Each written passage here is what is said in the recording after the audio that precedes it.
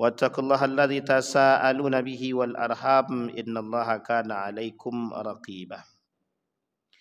Puji syukur kehadirat Allah dengan mengucapkan alhamdulillahirabbil alamin. Berselawat kepada Nabi dengan mengucapkan Allahumma salli ala Muhammad wa ala ali Muhammad fil alamin innaka Hamidum Majid. Bapak Ibu sekalian yang berbahagia, mudah-mudahan Allah melimpahkan rahmat dan karunia-Nya kepada kita semua. InsyaAllah Bapak Ibu semuanya sehat walafiat insyaAllah. Amin ya rabbal alamin. Kita berdoa kepada Allah untuk orang tua kita yang telah mendahului kita. Allah tempatkan di tempat terbaik di sisinya. Allah terima amal ibadahnya dan Allah kumpulkan kelak bersama orang-orang yang soleh. Dan untuk orang tua kita yang masih hidup, Allah sehatkan, Allah kuatkan. InsyaAllah husnul khatimah. Amin ya rabbal alamin.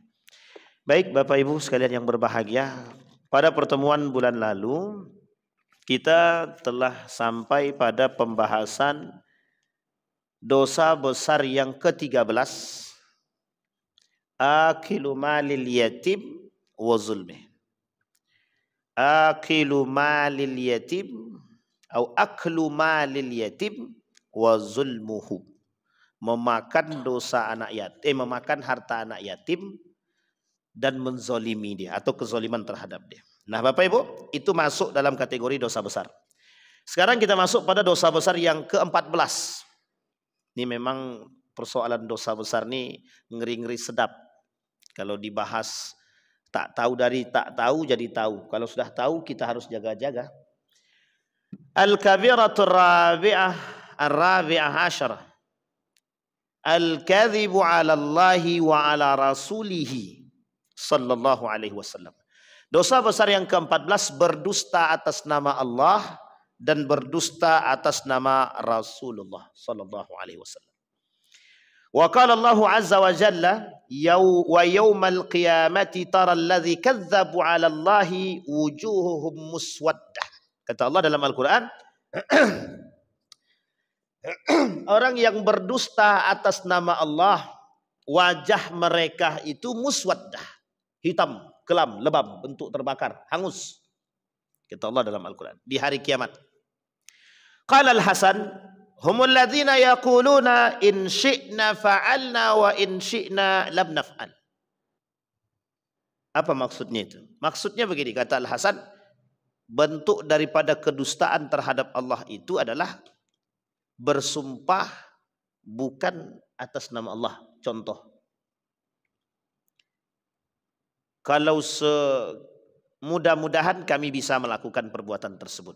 Kalau kami sanggup, kami lakukan. Kalau kami tak sanggup, tak sanggup. Atau ada orang yang berdusta membawa wallahi.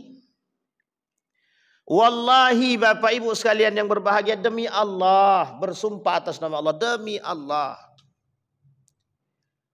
Travel kami ini amanah. Kami menjualnya sekian. Nah, misal, tahu-tahunya sampai di Mekah berubah hotelnya Pak. Yang dijual A, yang didapat B. Pakai bawa nama demi Allah. Itu satu contoh. Jadi wa in syi'na naf'al au fa'alna wa in syi'na lam naf'al. Wa qala Ibnul Jauzi fi tafsirihi an hadhihi al-ayah, wa qad dhahaba ta'ifatun minal ulama ila anna al-kadhiba 'ala Allah wa 'ala rasulih kufrun yanqulu 'anil millati. Orang yang berdusta atas nama Allah dan Rasulnya, mereka berada dalam kekufuran. Yanqulu 'anil millah, pindah agama kata dia. Nah, tapi ini jangan dipahami mentah-mentah. Nanti kita jelasin. Ini penjelasan daripada Ibnul Jauzi. Oke, Ibnul Jauzi. Dia kata orang yang berdusta atas nama Allah, mereka kata Ibnul Jauzi kufrun yanqulu 'anid din au an millatihi. Dia keluar atau pindah daripada agama. Wala raibun annal kadhiba 'ala Allah wa 'ala rasulih fi tahlili haramun wa tahrimu halalin. Kufrun. Salah satu bentuk yang lain Orang yang berdusta atas nama Allah dan Rasulnya menghalalkan yang haram dan mengharamkan yang halal. Nah, ini juga bagian daripada dusta terhadap Allah dan Rasul. Nanti kita kasih contohnya satu-satu. Wa innama sya'nu fil kadhib alaihi fima siwa dzalika. Wa qala Rasulullah sallallahu alaihi wasallam man kadzdzaba alayya bunya lahu baitan fi jahannam. Kata Nabi, barang siapa yang berdusta atas namaku, kata Nabi, dibangunkan rumah bagi mereka di neraka jahanam. Nah, jadi orang yang suka berdusta atas nama Allah itu dan Rasulnya, kata Nabi, yang bersumpah atas namaku, kata Nabi, dimasukkan tempatnya di neraka jahanam, kemudian dibangunkan rumah di sana. Oh, berarti enak dong Ustaz dapat rumah di neraka jahanam. Coba bayangkan tuh. Apa enaknya neraka jahanam tuh? Neraka jahanam tuh kata Nabi, neraka bapaknya segala neraka. Neraka itu dalam Al-Quran ada 8. Pintu dari segala neraka itu itulah jahanam tadi itu. Kalau bahasa lain kata para ulama, orang-orang yang berdusta atas nama Allah dan Rasulnya ini, mereka ini munafiqun zahirun. Zahir kemunafikannya. Kata Imam Hasan Al-Basri, izharul Islam wa ibtalul kufri, munafik itu. Nampak di depan Islam, di belakang ni kufur dia, kafir dia. Nanti kita lihat. Baik, sekarang kita lihat. Apa bentuk-bentuk daripada orang-orang yang berdusta atas nama Allah dan Rasulnya? Orang-orang yang menjawab pertanyaan orang lain yang bertanya tentang agama tanpa ilmu. Kita ambil contoh sederhana. Saya tanya Bapak Ibu, apa hukum jual beli kucing? Bang Raja, apa hukum jual beli kucing? Halal. Kata Imam Syafi'i boleh. Hati-hati bang, terjebak dalam al-kadhibu ala Allah. Kata Ustaz Adi Hidayat, kalau tak tahu kita jawab, bukan tak tahu. Wallahu a'lam bis-shawab gitu. Sampai sini paham ya Pak? Ada orang yang menjawab pertanyaan tentang agama dan dia menfatwakan sendiri. Itu bagian daripada al-kadhibu ala Allah, berdusta atas nama Allah. Hukum jual beli kucing, ittafaqal ulama ala tahrimihi, keharamannya disepakati oleh para ulama. Jual beli kucing. Semua binatang itu termasuk anjing, jual belinya pun haram. Jual beli anjing itu haram. Nah, termasuk kucing. Jual beli kucing itu haram.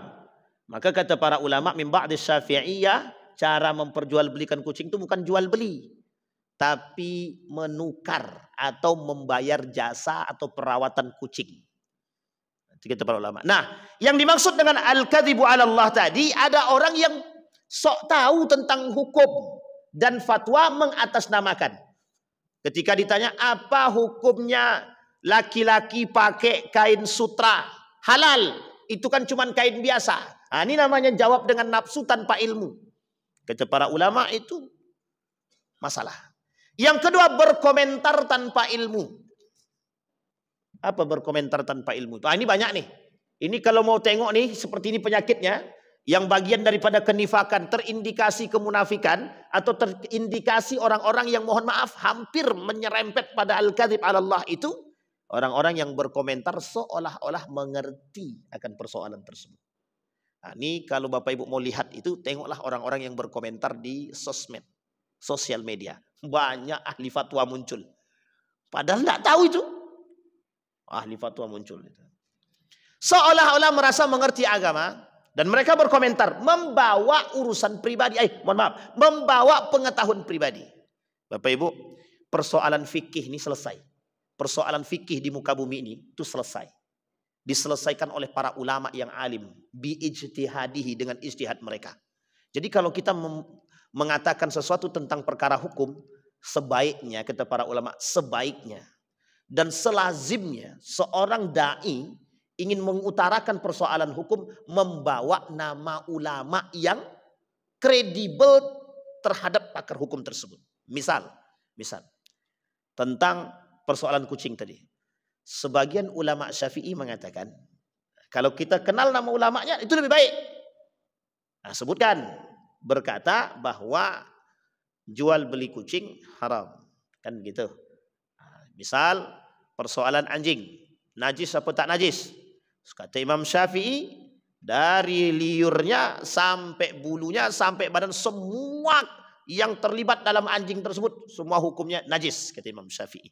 Madhab Syafi'i. Tapi tak boleh kita bawa atas nama kita. Siapa lo? Mujtahid bukan. Karena seorang yang boleh berfatwa itu ada syaratnya. Syarat seorang boleh berfatwa itu ada. Dan dia boleh berijtihad. Apa syaratnya? Minimal 6.000 hadis dihafal. Kata ulama yang kata 60.000. Nah, sekarang tinggal pilih, mau pilih 6.000 atau 60.000. Jangankan 6.000, 1.000 aja susahnya minta ampun. Kata para ulama. Dan hafal Al-Quran. Dan mengerti ilmu tafsir.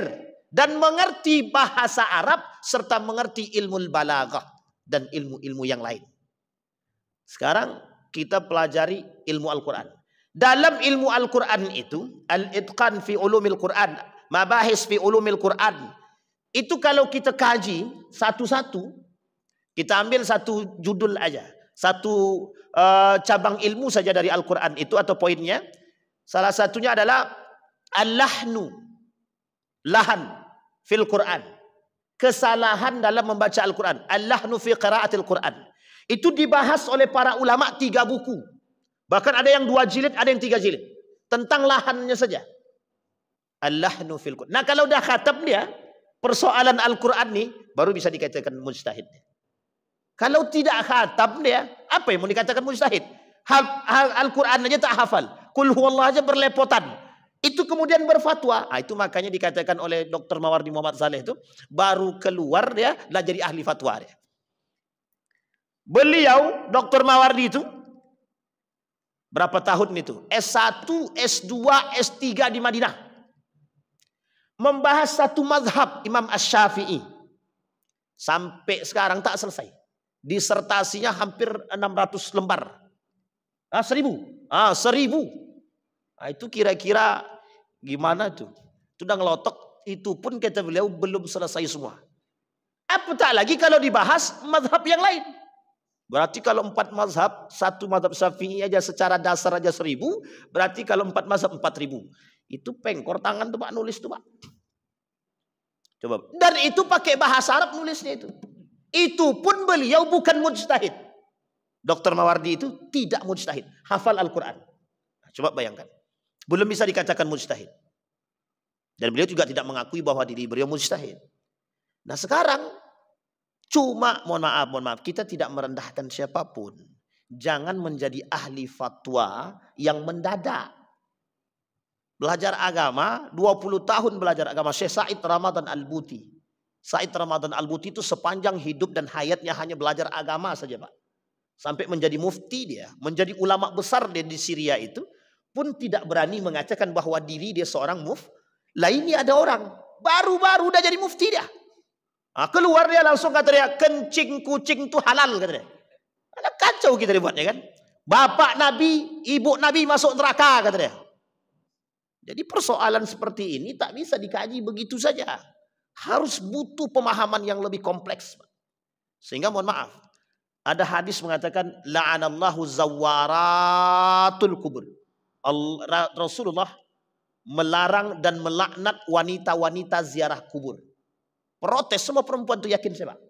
Kenapa kami tak boleh? Masa kalau laki kami mati kami tak boleh ke kubur kata dia. Tidak usah ke kubur, di rumah aja. Ternyata hadis ini, satu hadis ini itu dipersoalkan oleh para ulama. Dibahas. Satu hadis itu yang membahasnya Pak. Yang membahasnya itu ulamanya ribuan. Satu hadis toh. Kita ambil contoh, ada ulama kita Indonesia ini yang pakar betul Pak. Ada namanya Gus Qayyum. Tahu, pernah dengar namanya Pak? Gus Qayyum. Satu ayat, membahas satu ayat dalam Al-Quran menghadirkan 17 tafsir. Dalam sehari dia wajib kalau mau mempelajari tafsir satu ayat harus 17 tafsir. Yang harus dia setorkan pemahaman 17 ini kepada bapak dia. Itu baru pakar Pak. Itu pun belum bisa dikatakan mujtahid. Coba bayangkan. Nah jadi ada orang-orang yang berkomentar. Nah yang kita khawatirkan adalah orang-orang yang seperti ini ketika mereka berkomentar seolah-olah mereka pakar di bidang tersebut. Na'udzubillah, tsumma na'udzubillah. Yang kedua, Yang ketiga, ada orang yang berdusta atas nama Rasulullah. Ini sering terjadi. Dia berkata begini. Dia bilang, perempuan, Nabi pernah berkata bahwa menyentuh perempuan itu tidak ada masalah kalau sedikit. Misal contoh. Dia bawa nama Nabi, itu mesti dusta itu. Mesti dusta. Nah maksudnya apa? Ada orang yang mengatakan ini hadis padahal bukan hadis. Termasuklah salah satunya, sebagian besar itu orang-orang yang mengatakan, kata para ulama, orang-orang yang membuat-buat hadis. Ada namanya hadis palsu namanya. Nah hadis-hadis palsu ini Pak, hadis-hadis palsu ini ikhtilaf para ulama. Berbeda pendapat para ulama. Mayoritas para ulama mengatakan bahwa hadis palsu ini tidak boleh diterima. Kecuali doa. Kecuali doa.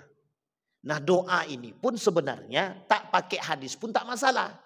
Ya Allah jatuhkanlah, ya Allah berikanlah kami duit, ya Allah. Tidak ada dalam hadis Nabi itu Pak. Tapi bolehkah kita berdoa demikian? Ibahatuhu, dibenarkan dan dibolehkan oleh para ulama. Kita berdoa. Tapi apakah ada dalam hadis Nabi? Jangankan hadis Nabi, hadis palsu pun tak ada. Kan begitu? Jadi, tapi kenapa dibenarkan oleh para ulama? Hanya terikat pada doa. Karena doa itu tanpa hadis pun kita boleh. Yang penting kita mintanya yang baik. Ya Allah, datangkan khamar di rumahku. Ya Allah, itu mustahil. Tidak mungkin itu Allah kabulkan. Dan itu bertolak belakang daripada sifat kebaikan. Nah ada orang yang mengatakan ini datang dari Nabi padahal bukan hadis Nabi. Nah maka harus berhati-hati. Para dai juga harus begitu Pak. Siapapun di antara kita harus berhati-hati terhadap hadis-hadis palsu. Makanya Bapak Ibu sebelum kita menyampaikan hadis perlu Pak kita tinjau nih hadis nih. Dhaifkah dia? Palsukah dia? Dan ini pun di kalangan para ulama ikhtilaf. Kita ambil contoh. Kata Nabi, Allahumma laka sumtu. Wabika amantu ala rizkika aftartu birahmatika ya arhamar rahimin. Kalimat terakhirnya birahmatika ya arhamar rahimin itu tidak ada. Birahmatika ya arhamar rahimin itu tidak ada. Tapi karena ini doa, para ulama tidak mempertikaikan. Sehingga meskipun hadis ini berbicara hadis ya, hadis tentang doa ini lemah sangat. Sebagian lagi mengatakan ada yang menghasankan. Sebagian lagi melemahkan. Tapi karena ini persoalan doa, tidak dipersoalkan oleh para ulama. Makanya kenapa Majelis Ulama Indonesia tidak mempersoalkan doa Allahumma laka sumtu wa bika amantu. Tapi bagi orang yang berpegang teguh dengan hadis yang sahih, itu bid'ah itu. Hadis ini tak bisa dipakai. Karena doanya bukan itu. Doa buka puasa itu adalah yang paling sahih. Bismillahirrahmanirrahim. Makan dia. Setelah makan baru dia berdoa. Zahabat dhama wabtallatil uruq wa thabatal ajru insyaallah. Itu hadisnya sahih. Pertanyaannya, sedangkan hadis palsu saja dalam doa tidak dipersoalkan, apalagi hadis itu masih derajatnya dhaif, lemah. Sampai di sini bisa dipahami. Tapi jangan dibuat-buat. Kalau itu bukan hadis, jangan dibikin hadis. Kita ambil contoh. Man fariha bidukhuli Ramadan faqad harramallahu jasadahu 'alan nar. Barang siapa yang bahagia akan kedatangan bulan suci Ramadan, diharamkan oleh Allah jasadnya masuk neraka. Mayoritas ulama mengatakan hadis ini palsu. Hadis ini palsu. Berarti orang yang berbicara tentang itu bagaimana Ustaz? Makanya perlu ada ilmu untuk mencari tahu tentang hal demikian. Meskipun ada salah satu di antara ulama hadis yang mengatakan hadis ini hanya lemah sangat, bukan palsu. Tapi Syekh Ali Mustafa Ya'qub mengatakan, ulama atau imam Masjid Istiqlal pada masanya mengatakan hadis ini palsu. Kata Ustadz Dr. Ahmad Sarwat dalam pembahasannya mengatakan hadis ini palsu. Nah yang menjadi persoalannya yang berdusta atas nama Nabi itu yang mana Ustaz? Tapi kan kami cuma menukil. Nah ini dia persoalannya Pak. Maka kalau kita ingin menukil sesuatu, perlu kita memahami keberadaannya. Nah, sekarang kita kan sudah mudah Pak. Sudah enteng. Klik aja di situ. Misal tentang hadis yang tadi. Man fariha bidukhuli Ramadan. Hadis ini palsu atau dhaif. Keluar pembahasan para ulama semua di situ Pak. Di Google itu. Jadi kita sudah bisa memahami itu, tidak perlu repot. Kalau dulu tidak Pak, cari hadisnya, buka Fathul Bari, buka Syarah Muslim, buka Al-Bukhari, cari hadisnya Pak, dicari sampai dapat. Kita cari buka buku sekian banyak gitu. Tapi sekarang kan tidak perlu. Klik, ada namanya Maktabah Syamilah, tinggal klik itu selesai keluar semua. Nah, meskipun ya kita perlu mencari itu, ya kita perlu mencari hal tersebut yang cukup recommended atau bisa direkomendasikan. Karena mohon maaf, ada yang tidak jujur dalam persoalan web ini. Nah, ini dia. Apa maksudnya tidak jujur Pak Ustaz? Hadis itu dipertentangkan oleh para ulama. Ada yang mengatakan hasan, ada yang mengatakan lemah, ada yang mengatakan sahih. Yang diambil yang sahih, yang dicantum yang sahihnya doang. Yang lain dikatakan hadis ini nggak benar. Padahal masih derajat hasan. Kalau derajat hasan dan dhaif, derajat hasan itu hampir sama dengan sahih. Kalau hadis ini dhaif pun oleh Ibnul Qayyim Al-Jauziyah, ulama itu mengatakan tidak apa-apa kalau kita ambil faidahnya. Nah, jadi diamalkan hadis lemah itu boleh Pak. Itu Ibnul Haytham. Kemudian Ibnu Hajar Al-Asqalani mengatakan hadis dhaif itu masih bisa dipakai. Sampai di sini bisa dipahami Bapak Ibu ya. Ini persoalan berdusta atas nama Allah. Nah, ada kaitannya orang-orang yang berdusta atas nama Allah yang lain. Ada sumpah mengatasnamakan Allah, dan sumpah mengatasnamakan Al-Quran, dan sumpah mengatasnamakan Rasulullah Sallallahu Alaihi Wasallam. Kemudian mereka berdusta atas sumpah tersebut. Jadi jangan cepat-cepat, jangan mudah-mudah bersumpah. Demi Allah, wallahi, demi Rasulullah. Taruh Al-Quran di atas. Apakah kamu yakin bisa melakukan perbuatan? Yakin. Bismillah. Besok pagi langsung masuk daftar nama korupsi pertama. Itu muskilah itu. Nah, kan ini dah kasus itu. Besoknya mau jadi pembicara korupsi, tapi malah kita yang masuk. Nah, ini na'udzubillah tsumma na'udzubillah. Apa kata Nabi dalam hadisnya? Waqala Rasulullah sallallahu alaihi wasallam, "Inna kadziban alayya laisa ka kadzibin ala ghairi." Orang yang berdusta atas namaku, kata Rasulullah sallallahu alaihi wasallam, tak sama dengan berdusta atas nama yang lain. Man kadzdzaba alayya muta'ammidan falyatabawwa maq'adahu minan nar. Orang yang berdusta atas namaku, kata Rasulullah, dia bersiap sedang membeli tiket untuk masuk ke neraka. Nah, dia sudah menyediakan tiket untuk masuk neraka itu. Nah, ini maka jangan mudah-mudah kita bersumpah, karena memang tidak dianjurkan kita untuk bersumpah. Baik Bapak Ibu sekalian yang berbahagia. Nah, ini poinnya. Termasuklah orang yang menghalalkan yang haram, mengharamkan yang halal. Contoh yang pernah kita sampaikan, kita katakan khamar itu haram, datang orang lain mengatakan kalau sedikit kan tidak mabuk, berarti tidak haram. Karena haram kan karena muskirnya saja. Haramnya minuman keras itu karena memabukkan. Jadi kalau tidak memabukkan tidak haram, halal kok. Wah, ini berarti dia membuat-buat. Alkohol itu halal apa haram? Jangan cepat-cepat mengharamkan. Nah, ini masalah tuh. Maka kita perlu tinjau dalam beberapa aspek. Nah, kalau ada orang yang tiba-tiba berfatwa langsung halal haram, sementara dia tidak mengerti keilmuannya atau ilmunya, maka itu menjadi persoalan. Nah, masuk dalam hal yang lain adalah orang yang tidak mempercayai Rasulullah. Itu masuk dalam berdusta atas nama Allah. Bahasa lainnya, ingkar sunnah itu bagian daripada orang-orang yang tidak suka atau yang termasuk orang-orang yang berdusta atas nama Rasulullah. Nah, maksud sebenarnya ada poin yang lain yang berdusta atas nama Rasulullah. Apa itu? Mengaku cinta Rasulullah, tapi membalut cinta tersebut dengan kemaksiatan. Itu bagian daripada kemunafikan. Maksudnya apa tuh Pak Ustaz? Kita ambil contoh ya Bapak Ibu ya. Maulid Nabi, mengaku cinta sama Nabi, tapi dalam acara maulid Nabi ada joget-joget perempuan biduan, pakai musik-musikan, di belakangnya ada yang minum khamar dan narkoba. Tapi tidak ada yang begitu Pak Ustaz, tergantung tempat. Sampai sini paham Bapak Ibu ya? Ini berdusta atas nama Rasulullah. Mengaku cinta kepada Rasulullah, tapi ternyata mereka bermaksiat dalam acara cinta kepada Rasulullah. Nah, ini hati-hati betul nih Pak. Ada contoh yang lain berdusta atas nama Rasulullah. Ada. Mengaku cinta kepada Rasulullah tapi tak cinta kepada ahlu baiti Rasulullah sallallahu alaihi wasallam. Kata Nabi, barang siapa yang mencela keturunan Nabi, maka dia telah mencela Nabi. Nah, ini poin juga bagi kita, Pak. Maka mohon maaf Bapak Ibu, kalau kita bertemu dengan orang-orang yang mencaci maki keturunan Nabi, sebaiknya kita nggak usah ikut-ikutan. Masalah betul atau tidaknya keturunan Nabi, mereka keturunan Nabi, itu bukan urusan kita. Kalau mereka menipu, itu urusan mereka dengan Allah. Tapi kalau mereka benar dan kita mencaci maki, maka kita mendapatkan ancaman yang serupa. Maka sebaiknya kita tidak usah ikut campur dalam urusan tersebut. Kalau mereka berdusta, faqad kadzdzaba ala Rasulillah. Mereka sudah berdusta atas nama Rasulullah. Muta'ammidan falyatabawwa maq'adahu minan nar. Mereka akan mendapatkan tempat khusus, tiket khusus di neraka.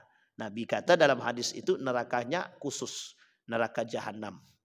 Nah, itu dia poin penting bagi kita. Jadi hati-hati. Dan seperti ini sekarang sedang tenar pengikut-pengikut IMAT CS. Nah, ini PWILS. Na'udzubillah thumma na'udzubillah. Tidak usah ikut-ikutan. Kalau memang ternyata Bapak Ibu sepakat bahwa mereka bukan daripada keturunan baginda Nabi Muhammad SAW, tidak ada masalah, Pak. Orang kafir saja yang baik dengan kita tidak boleh celah mereka, apalagi mereka muslim masih bersahadat. Jadi jangan ikut-ikutan. Misal Bapak Ibu yakin mereka bukan keturunan Nabi, tidak usah ikut-ikutan mencela dan mencaci maki. Cukup kita pahami dan kita yakini dalam diri kita. Tapi kalau ternyata mereka benar daripada keturunan Nabi, kita termasuk orang yang cukup aman karena tidak mencaci maki mereka. Ini poin penting yang harus kita sampaikan. Ini akhlak, Pak, akhlak. Nabi di dalam Al-Quran, di dalam surat Al-Mujadilah itu atau Mujadalah itu disampaikan, Pak, orang yang ingin berbicara dengan Nabi dulunya itu harus pakai sedekah. Tapi kemudian ayat tersebut Allah hapus hukumnya, Allah ganti dengan ayat yang baru. Apa gantinya dengan ayat? Barang siapa yang ingin berbicara dengan Rasulullah silahkan tanpa harus sedekah. Begitulah kemuliaan Rasulullah. Maka Nabi punya kemuliaan. Nah, keturunan Nabi ini juga memiliki kemuliaan. Nah, bahasa kata guru saya, menghormati mereka sebatas pada takzim kepada kakek mereka. Nah, tapi kalau dia keturunan Nabi ternyata ugal-ugalan, mabuk-mabukan, kan kita tak perlu ikuti. Kita ikuti yang baik. Baik Bapak Ibu sekalian yang berbahagia. Itu yang dosa besar yang ke-14. Namanya al-kadzibu 'ala Allahi 'azza wa jalla wa 'ala Rasulillah. Orang yang berdusta atas nama Allah dan berdusta atas nama Rasulullah. Termasuklah di sini Bapak Ibu orang-orang yang memperjualbelikan agama. Nah, ini orang yang memperjualbelikan agama sama-sama nih Pak, orang-orang yang memperjualbelikan agama ini sama. Di dalam Al-Quran, di dalam hadis baginda Nabi Muhammad SAW yang dinukil oleh Imam An-Nawawi dalam kitabnya At-Tibyan fi Adab Hamalatil Quran. Kata Imam Nawawi, ada model orang yang memperjualbelikan Al-Quran. Dan ini termasuk daripada bagian orang-orang yang memperjualbelikan agama. Apa contohnya? Orang yang mengerti Al-Quran memperjualbelikan Al-Quran demi dunia. Ini sama Pak. Berdusta atas nama agama dan berdusta atas nama Allah. Semua ini disebut sebagai pengkhianat agama. Al-khiyanatu 'ala din, berkhianat terhadap agama. Sampai di sini bisa dipahami Bapak Ibu?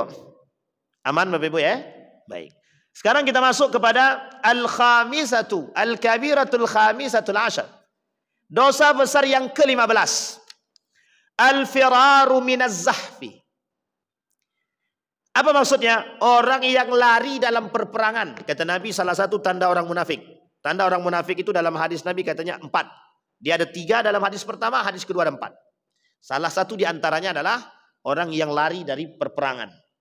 Di dalam Al-Quran Allah berkata, "Wa may yuwallihim yawma idzin duburahu illa mutaharrifan liqitalin aw mutahayyizan ila fi'atin faqad ba'a bi ghadabin minallah wa ma'wahu jahannam."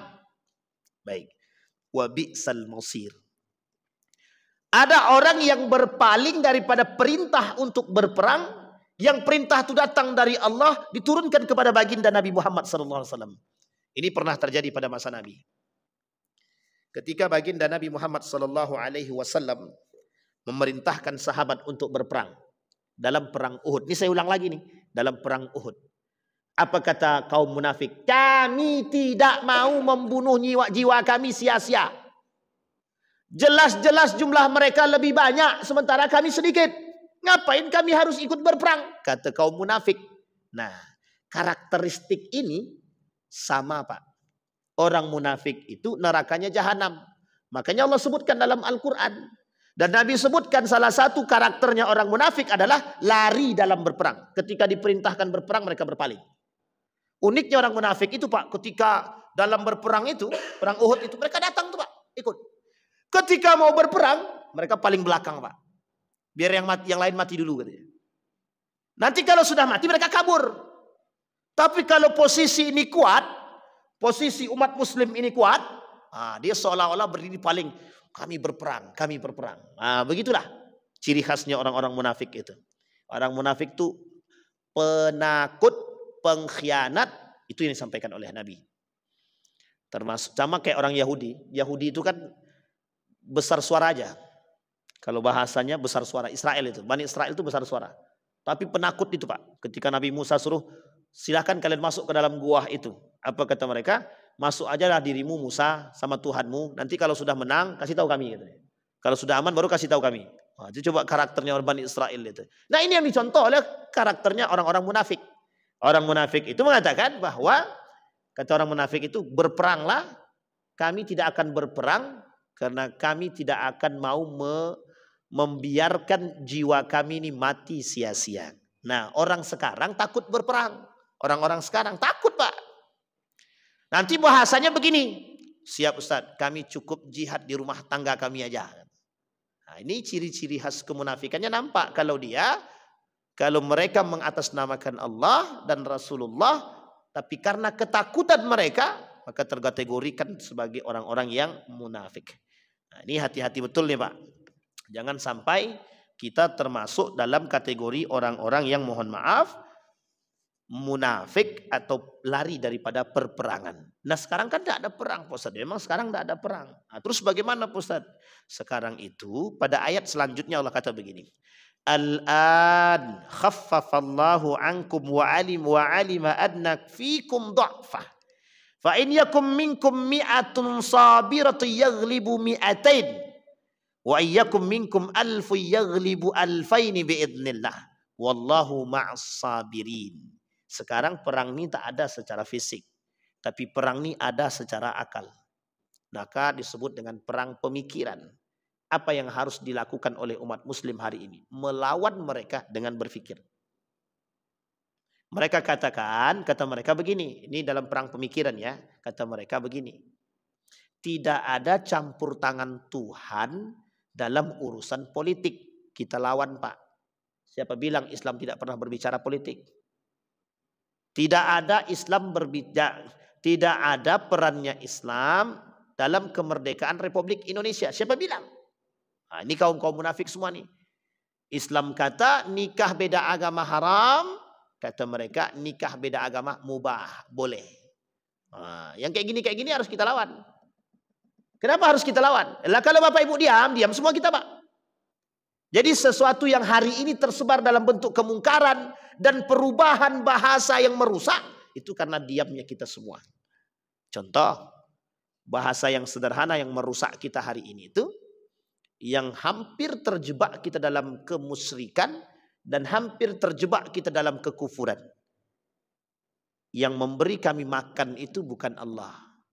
Tapi karena pekerjaan kami, yang kami kerja menghasilkan duit, yang dari duit kami bisa membeli beras, dari beras kami bisa memasak, dan dari memasak kami bisa memakan. Coba bayangkan. Sekarang saya tanya, ada enggak campur tangan Allah di situ? Kalau bagi kita orang beriman, pasti ada campur tangan Allah. Tapi bagi mereka yang tidak beriman, bagi mereka yang tidak percaya kepada Allah, apa mereka katakan? Mereka akan katakan bahwa kalau kau cinta pada Allah, tapi kau tak bekerja, bagaimana kau mau makan? Makanlah cinta sama Allah tuh. Sampai sini paham Pak ya? Tapi dia tak tahu. Tak semua agama itu bisa dinalar dengan akal. Bapak Ibu pasti pernah merasakan. Nih saya kasih contoh. Bapak Ibu sedekah. Ini sedekah nih. tiba-tiba datang orang datang membantu. Atau tidak usah sedekah lah. Bapak Ibu secara naluri ketika Bapak Ibu membantu orang lain, tiba-tiba ada orang datang membantu Bapak Ibu. Pertanyaannya, ada tidak segala sesuatu itu yang sifatnya tiba-tiba? Tidak ada, Pak. Campur tangan Allah pasti ada. Nah, orang berpikiran, nah ya itu kebetulan aja itu. Besok dibuatnya lagi. Kebetulan lagi. Mau sampai kapan kebetulan itu kita katakan? Dan itu sudah janjinya Allah. Oh, ketika ada orang baik, maka akan datang orang lain yang baik. Kalau bahasa lain namanya hukmus syajarah. Tahu Bapak Ibu hukmus syajarah itu? Hukum apa namanya? Hukum apa? Hukum pohon. Kita menanam, kita memetik. Jadi kalau kita berbuat baik, jangan salah kalau nanti ada orang berbuat baik. Nah, nanti kita pas ada orang berbuat baik, wah. Memang begitu hukumnya, Pak. Kita berbuat baik kepada orang, mesti akan Allah datangkan orang yang juga berbuat baik kepada kita. Misal Bapak Ibu membantu orang. Tidak datang hari ini orang tuh atau orang lain tak datang bantuan kepada Bapak Ibu. Yakinlah bahwa satu saat nanti akan ada bantuan lain kepada Bapak Ibu. Maka perlu kalau mau melakukan penelitian harus diingat setiap perbuatan itu. Ingatlah. Nanti akan ketemu titiknya di situ. Sampai di sini bisa dipahami ya Bapak Ibu ya. Maka kata Allah di dalam Al-Qur'an, "Wa tawalla yaumaz zahfi wa la tahsaban." Kata Allah di dalam Al-Qur'an itu, barang siapa yang berpaling daripada perperangan ketika datang kepada mereka perintah, maka mereka disebut sebagai pengkhianat. Dan pengkhianat ini bagian daripada kemunafikan. Satu cerita sebelum kita tutup. Dulu pada masa Nabi dalam perang Tabuk kalau saya tak salah itu. Ada seorang pemuda diperintahkan oleh Nabi. Yuk semua laki-laki semuanya kita berperang. Ada satu orang pemuda yang tidak mau berperang. Tidak mau dia berperang. Nah ketika dia tidak mau berperang. Orang lain semua sudah pergi. Bukan tak sengaja. Kemudian dia keluarlah dari rumah. Ketika dia keluar dari rumah, lewatlah ada beberapa wanita lewat. Apa kata wanita tersebut? Kemudian wanita tersebut mencemooh laki-laki ini. Kok orang laki-laki pada berperang, dia nggak berperang? Oh ini laki-laki atau bukan? Sehingga mendengar kalimat itu, hati dia terpancing, emosi dia timbul, masuk ke dalam rumah, dia ambil pedangnya, dia keluar pergi ke belakang rumahnya, dia ambil kudanya, Pak. Dia pergi berperang ke Tabuk, Pak. Ketika berperang, apa kata para sahabat? Dahsyat. Si Fulan bin Fulan berperang dengan gagah dan berani. Semua sahabat yang melihat itu kagum, Pak. Disampaikanlah kepada Nabi. Nabi Fulan bin Fulan begitu gagahnya dalam berperang. Dijawab sama Nabi dengan santai. Apa kata Nabi? Dia berperang bukan untuk kita. Dia berperang untuk kehormatan harga diri dia. Itu pun oleh Nabi dikatakan bagian daripada kemunafikan. Sampai di sini bisa dipahami Bapak Ibu ya. Nah ini bagian daripada dosa besar. Apa dampak daripada perbuatan ini? Allah janjikan bagi mereka neraka jahanam. Dan kata Allah itulah tempat kembali yang paling buruk bagi mereka. Coba bayangkan, bagi mereka, tercelahlah mereka, terlaknatlah mereka, kata Allah. Allah masukkan mereka ke dalam neraka jahanam. Mudah-mudahan dari pembahasan kita ini, kita dijauhkan oleh Allah dari dua karakter ini.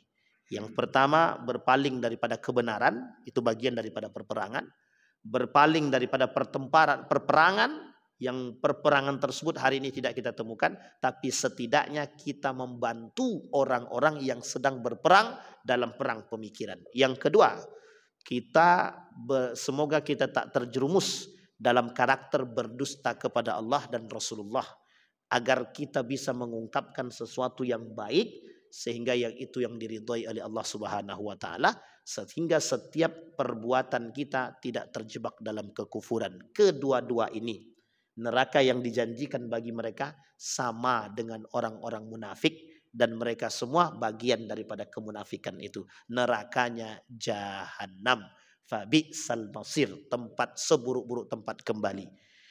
Mudah-mudahan ada manfaat bagi kita semua. Mudah-mudahan kita diridhai oleh Allah dan diberkahi. Fa'tabiru ya ulil absar la'allakum tuflihun. Assalamualaikum warahmatullahi wabarakatuh.